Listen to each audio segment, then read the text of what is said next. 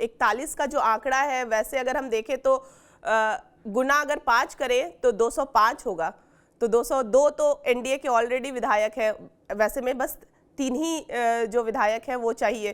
तो भले वो वैसे ही साथ दे दे, आईपी गुप्ता, बीएसपी जैसे भी, ये 7 लोग हैं, 7 विधायक हैं, 7 विधायक में किसी का भी साथ हो जाएगा तो एनडीए के लिए रास्ता आसान हो जाएगा।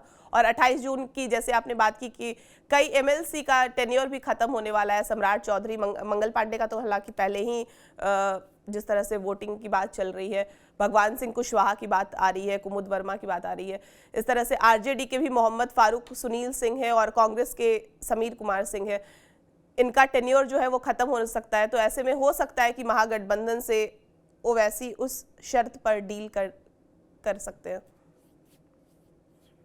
बिल्कुल बिल्कुल, वही मैं आपको बता रहा हूं कि दोनों तरफ चीजें हैं कि ओवैसी की पार्टी का समर्थन आरजेडी लेकर के उनको उपकृत कर सकती है कि चलिए आपके ही एक एमएलसी को हम एमएलसी बनाएंगे। तो अभी तक तो उनकी सदस्य विधानसभा में ही है, विधान परिषद में भी उनकी एंट्री हो जाएगी और ये बड़ा हार्ड बार्गेनिंग करेंगे ओवैसी, इतना आसान बार्गेनिंग नहीं करेंगे। चूंकि 6 सीट मांगने गए थे आरजेडी से और उनको ठुकरा दिया गया था वहां, और ये खुद 5 सीट जीत करके आ गए।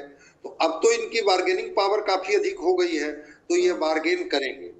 और एनडीए भी ऐसा नहीं है कि एक ऑफर उनको नहीं देगी कि अरे भाई वो तैयार नहीं है, आप हम ही को समर्थन कीजिए ना। आपकी पार्टी का विधायकों को एक थोड़ा सा दीजिए आप कि ठीक है, आपको जहां इच्छा हो उस मतदाता के कैंडिडेट के पक्ष में मतदान कर सकते हैं।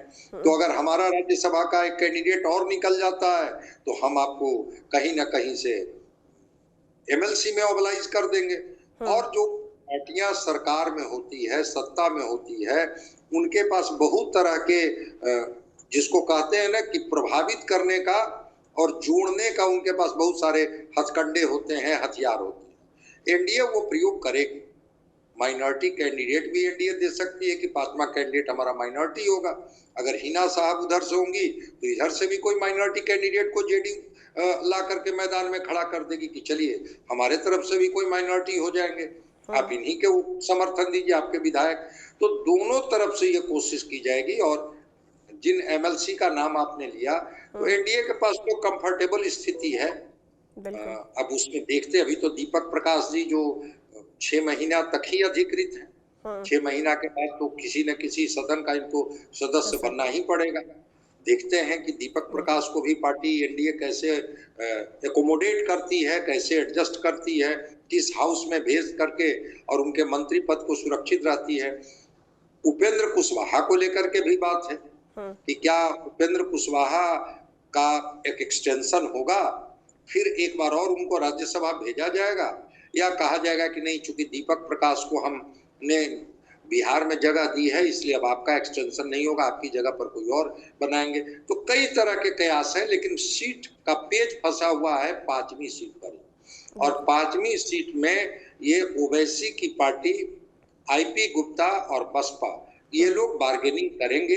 कितने हद तक बार्गेनिंग करने में सफल होते हैं, और सत्ता पक्ष और विपक्ष दोनों इनको अपने पाले में लाने के लिए कौन सा कार्ड खेलती है, जिसमें एक कार्ड माइनॉरिटी कार्ड, जिस पर हम लोग चर्चा कर रहे हैं कि हिना साहब जैसे ही उम्मीदवार हो जाएगी, बिहार के मुसलमानों को ये मैसेज देना पड़ेगा ओवैसी साहब को कि आखिर हिना साहब को आपने प्रेफर क्यों नहीं किया, उनकी जगह पर कहीं और वोट आपने क्यों दे दिया। क्या एनडीए भी कोई माइनॉरिटी कैंडिडेट पर दाव लगा करके ये दाव खेल सकती है कि अगर हिना साहब माइनॉरिटी हैं तो हमने भी तो माइनॉरिटी को ही दिया, इस वजह से वो हमारे साथ खड़े हो गए। तो ये माइनॉरिटी कार्ड चलेगा बिहार में, हम लोगों को थोड़ी इंतजार करनी पड़ेगी।